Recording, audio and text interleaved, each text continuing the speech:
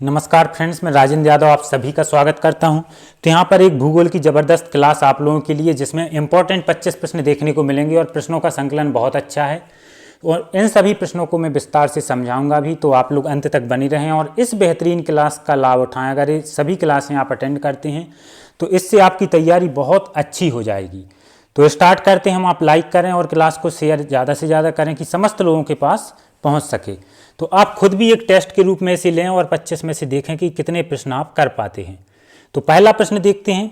पृथ्वी के अधिकांश सक्रिय ज्वालामुखी में पाए जाते हैं। कहाँ पाए जाते हैं? यूरोप में, प्रशांत महासागर, अफ्रीका या दक्षिण अमेरिका? तो ये तो एक इम्पॉर्टेंट प्रश्न है। इससे पहले भी ये परीक्षा में पूछा जा चुका है कि सर्वाधिक सक्रिय ज्वालामुखी वो प्रशांत महासागरीय पेटी में पाए जाते हैं। पृथ्वी के अधिकांश सक्रिय ज्वालामुखी प्रशांत महासागर में फैले हैं और यह असंख्य द्वीपों पर स्थित हैं। और विश्व के ज्वालामुखियों का लगभग 2/3 भाग प्रशांत महासागर के दोनों तटीय भागों, द्वीपों तथा समुद्री द्वीपों के सहारे पाया जाता है। तो सही उत्तर क्या हो जाएगा? प्रशांत महासागर। प्रशांत महासागर में सक्रिय ज्वालामुखी सर्वाधिक हैं। अगले प्रश्न पर आते हैं हम। निम्नलिखित में से कौन सा जिला उत्तर प्रदेश के तराई क्षेत्र में नहीं है? कौन सा जिला तराई क्षेत्र में नहीं है, ये आपको फ्रेंड्स बताना है। तो तराई क्या है? जो उत्तर प्रदेश का एक नेपाल से सटा हुआ उत्तरी भाग है, उसे हम क्या कहते हैं? तराई क्षेत्र कहते हैं। हरदोई जिला तराई प्रदेश में स्थित नहीं है। कौन सा? हरदोई। जबकि बहराइच, पीलीभीत, लखीमपुर ये किसमें है? तराई क्षेत्र में आते हैं। अगले प्रश्न पर हम आते हैं। छायापथ क्या है? आप सभी आंसर दें। छायापथ क्या है?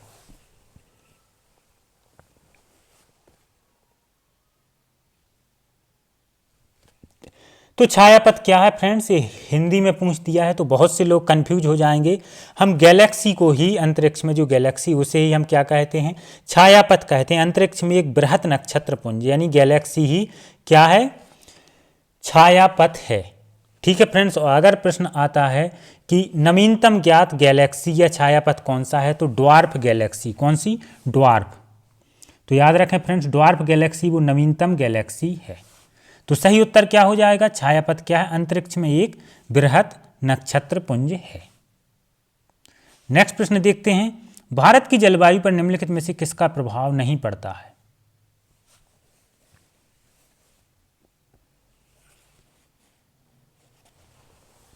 तो मानसून का प्रभाव पड़ता है भारत की जलवायु पर। ठीक है फ्रेंड्स। महासागरीय धाराएं, इसका कोई भारतीय जलवायु पर प्रभाव नहीं पड़ता है। भूमध्य रेखा का सानिध्य भूमध्य रेखा का बिल्कुल पड़ता है। जो भूमध्य रेखा है, भूमध्य रेखा के आसपास के क्षेत्र हैं, वहाँ पे क्या होता है? वर्षा अच्छी होती है और गर्मी अधिक पड़ती है। ठीक है फ्रेंड्स। भूमध्य रेखा के आसपास के क्षेत्र पर क्या होता है? गर्मी अत्यधिक पड़ती है और वर्षा भी अधिक होती है। और हिंद महासागर का अस्तित्व, इसके कारण भी भारत की जलवायु पर प्रभाव पड़ता है। तो महासागरीय धाराओं का क्या है? असर नहीं पड़ता है। क्यों नहीं पड़ता है महासागरीय धाराओं का? क्योंकि भारतीय भूमि की जलवायु कई प्रकार में बटी हुई है। ठीक है फ्रेंड्स। तो सही उत्तर हो जाएगा हमारा दूसरा ऑप्शन। नेक्स्ट प्रश्न पर आते हैं। भैंसों की निम्नलिखित नस्लों में से कौन सी नस्ल गुजरात के दक्षिण पश्चिम भाग में पाई जाती है? सभी लोग आंसर दें। तो जो सुरती नस्ल है वो गुजरात के दक्षिण पश्चिम भाग में पाई जाती है और यह प्रमुख दुधारू नस्ल है। तो सही उत्तर होगा क्या? सुरती। अगले प्रश्न पर आते हैं। निम्नलिखित में से कौन सा शहर कर्क रेखा के सबसे नजदीक स्थित है? जबलपुर, प्रयागराज, हैदराबाद, इंदौर। सभी लोग आंसर दें। देखते हैं किस किस से बनता है। कर्क रेखा के सबसे नजदीक स्थित शहर कौन सा है?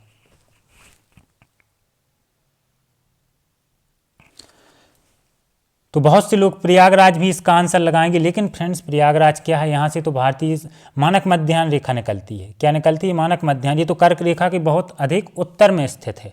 ठीक है। जो कर्क रेखा के सबसे नज़दीक है वो है हमारा जबलपुर। इस प्रकार से पहला ऑप्शन हमारा सही उत्तर हो जाएगा। हैदराबाद और दक्षिण, ये कर्क रेखा के दक्षिण में स्थित हैं। जो कर्क रेखा पर स्थित है वो है जबलपुर। नेक्स्ट प्रश्न पर आते हैं। तलचर कोयला क्षेत्र किस राज्य में है?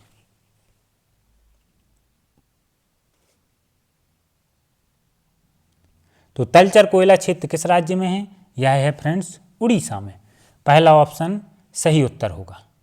नेक्स्ट प्रश्न पर आते हैं। मैकमोहन रेखा भारत तथा किस देश के बीच सीमा रेखा है। ये तो बिल्कुल आसान है, आप सभी से बनना चाहिए। तो मैकमोहन रेखा भारत और चीन, तो सही उत्तर क्या हो जाएगा? चौथा ऑप्शन। नेक्स्ट प्रश्न देखते हैं, सुएज नहर किस किसको जोड़ती है? सुएज नहर का निर्माण कब हुआ था? तो इसका निर्माण हुआ था फ्रेंड्स कब? 1869 में। 1869 में सुएज नहर का निर्माण हुआ था। इसकी लंबाई कितनी है? इसकी लंबाई है 168 किलोमीटर। ठीक है, और इसका निर्माण किस इंजीनियर ने कराया था? Ferdinand Lesseps.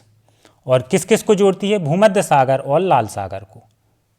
तो इस प्रकार से पहला ऑप्शन सही उत्तर हो जाएगा। सुएज नहर किस किस को जोड़ती है? भूमध्य सागर और लाल सागर को। ठीक है, और यह मिस्र के प्राधिकार में है। तो काफ़ी सारे यहाँ से क्वेश्चन थे।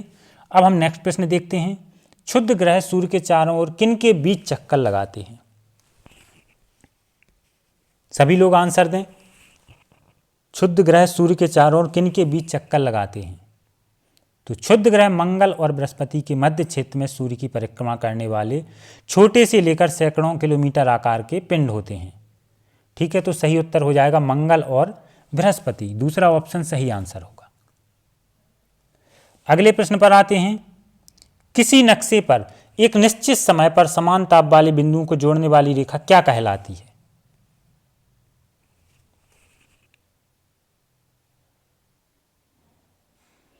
तो फ्रेंड्स, समान ताप वाले बिंदुओं को जोड़ने वाली रेखा आइसोथर्म कहलाती है। इस प्रकार से चौथा ऑप्शन हमारा सही उत्तर हो जाएगा। नेक्स्ट प्रश्न देखते हैं, मॉन्ट्रियल प्रोटोकॉल 1987 इसे संदर्भित करता है। किसे संदर्भित करता है?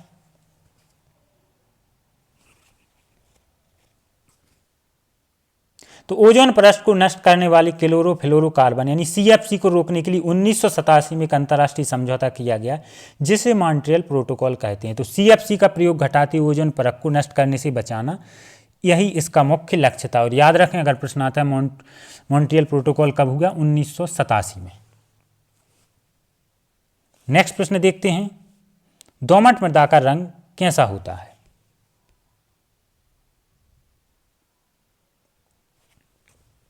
तो फ्रेंड्स, चीका एवं बालू की मात्रा समान होने पर दोमट मृदा कहलाती है। इसे हम दोमट मृदा कहते हैं। ठीक है, और ये आवरण क्षेत्र में अधिक प्रभावित होती है। सोडियम तथा मैग्नीशियम लवणों से संचित होने के कारण ये मिट्टियाँ क्या हो जाती हैं? ऊसर हो जाती हैं। ऊसर मतलब कम उपजाऊ होती है दोमट मृदा। और इसका रंग कैसा होता है?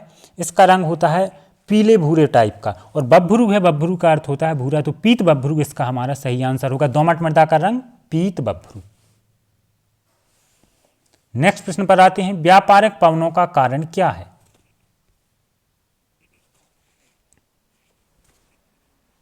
तो व्यापारिक पवनों का कारण संवहन है। क्या है? संवहन। जब भूतल बहुत गर्म हो जाता है तो उसके साथ लगने वाली वायु भी गर्म हो जाती है, और जब वायु गर्म होती है, आप सभी को पता है, तो वह हल्की होकर फैलती है। यह हल्की वायु ऊपर उठकर संवहनीय धाराओं का निर्माण करती है। तो व्यापारिक पवनों का कारण क्या है? संवहन। तो दूसरा ऑप्शन सही उत्तर होगा। नेक्स्ट प्रश्न देखते हैं, निम्नलिखित में से कौन सा महासागर अंग्रेजी अक्षर के एस के आकार जैसा होता है? ये तो पहले भी प्रश्न पूछा गया है। एस के आकार का कौन सा महासागर होता है? तो अटलांटिक महासागर अंग्रेजी अक्षर एस जैसा होता है, जो पश्चिम में उत्तरी तथा दक्षिण अमेरिका और पूर्व में यूरोप तथा अफ्रीका के मध्य स्थित है। तो अटलांटिक महासागर सही उत्तर होगा। नेक्स्ट प्रश्न देखते हैं, तंबाकू की खेती के लिए मृदा में कौन सा तत्व अधिक होना चाहिए? तो तंबाकू के लिए पालों से रहित मौसम जरूरी है, और इसके लिए बहुत उपजाऊ मिट्टी की आवश्यकता होती है, क्योंकि इसकी फसल मिट्टी के पोटास के अंश को बहुत घटा देती है। इसीलिए इसकी खेती के लिए पोटास अधिक होना चाहिए। कौन सा तत्व अधिक होना चाहिए? पोटास। नेक्स्ट प्रश्न पर आते हैं, पृथ्वी का विशालतम पारिस्थितिकी तंत्र कौन सा है? तो विशालतम पारिस्थितिकी तंत्र कौन सा है फ्रेंड्स? जलमंडल। इस प्रकार से दूसरा ऑप्शन सही आंसर होगा। नेक्स्ट प्रश्न देखते हैं, निम्नलिखित में से कौन सा देश दक्षिणी गोलार्ध में है? आप सभी इसका आंसर दें। कितने लोगों से यह प्रश्न बनता है? दक्षिणी गोलार्ध का देश कौन सा है?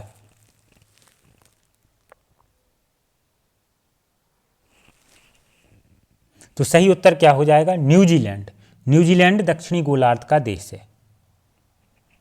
नेक्स्ट प्रश्न पर आते हैं, निम्न में से कौन से राज्य को भारत का वाघ राज्य कहा जाता है? तो भारत का बाघ राज्य मध्य प्रदेश को कहा जाता है। ठीक है फ्रेंड्स, क्योंकि इस राज्य में बाघ संरक्षित पार्कों की संख्या सर्वाधिक है और यहाँ कुल 11 राष्ट्रीय उद्यान भी हैं जो कि भारत में सर्वाधिक हैं। ठीक है फ्रेंड्स, तो सही उत्तर क्या हो जाएगा यहाँ पे? मध्य प्रदेश। नेक्स्ट प्रश्न पर आते हैं। मध्य प्रदेश से निकलकर यमुना गंगा में मिलने वाली नदी कौन सी है?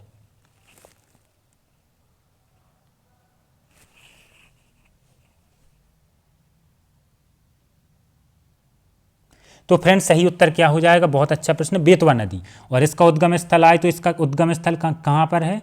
रायसेन, मध्य प्रदेश में। रायसेन में इसका उद्गम है। ठीक है फ्रेंड्स, अगर उद्गम आता है तो इसका उद्गम कहाँ पर है?